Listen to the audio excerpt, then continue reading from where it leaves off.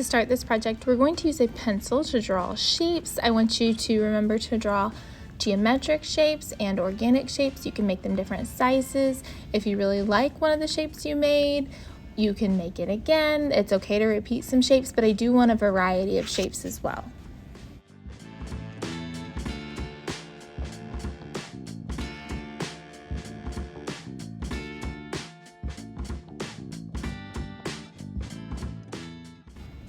Now that I'm done drawing my shapes, I'm going to use some white acrylic paint, and notice I picked a brush that has straight edges. We call this a square brush.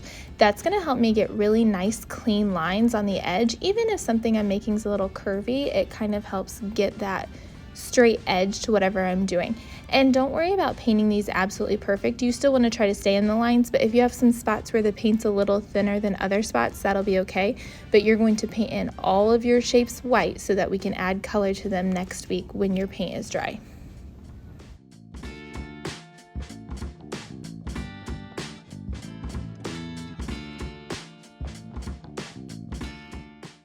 So now that my paint is dry and I've painted all those spaces in, we're going to use some paint sticks to color these in. You pick whatever colors you want.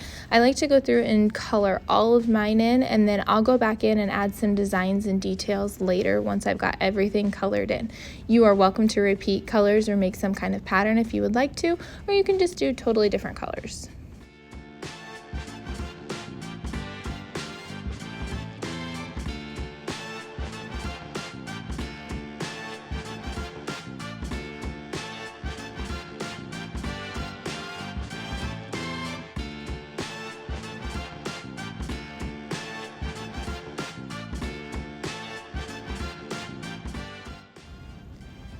Now that all of my shapes are colored in, I'm going to go back with the paint sticks and I'm going to add some fun little designs and details just to give them a little something extra. So you could do polka dots and stripes and swirls. It's totally up to you. You do whatever you want.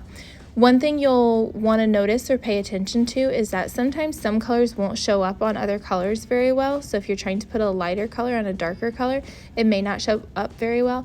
I knew that that pink was going to look like that on the light blue, and I'm okay with that. But if I didn't like that, I could trace back over that with a different color if I wanted to.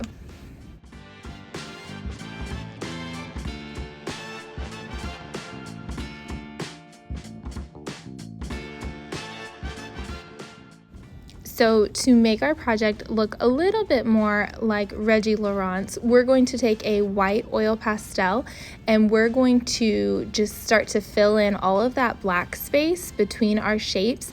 You can kind of do this how you want. I like to do a lot of shapes and lines and polka dots. This is totally up to you how you do it. You'll notice that first shape, I really wanted to trace it, and then some of the others, I just started filling in with some lines. I'm going to try to fill in a lot of that space, and again, you pick how you want to do that. Just make sure you don't draw on top of your shapes on accident.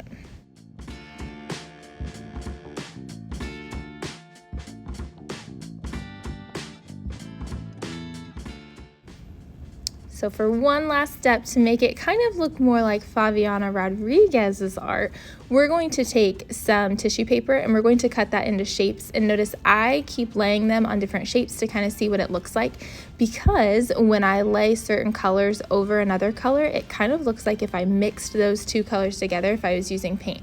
So I decided I wanted that yellow to overlap on top of that light green and that pink, and you'll notice where it's on top of the light green, it looks like an even brighter green and maybe even a little more closer to yellow.